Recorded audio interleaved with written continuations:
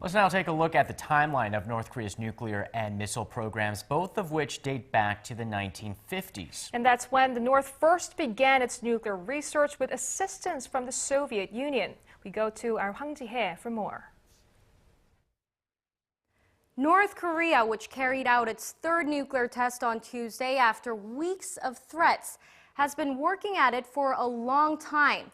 In 1959, plans began to conduct nuclear activities near Yongbyon, which was to become the center point of the country's nuclear project.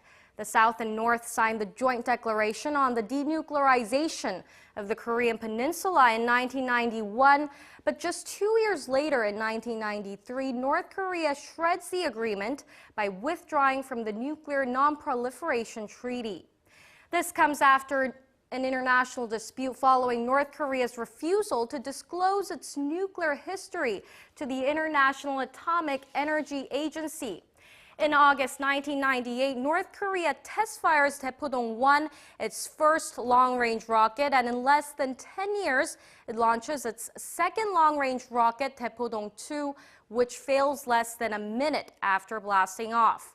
While the UN Security Council demands that Pyongyang halt its missile program following its second missile launch, it falls on deaf ears and is met instead with a nuclear test.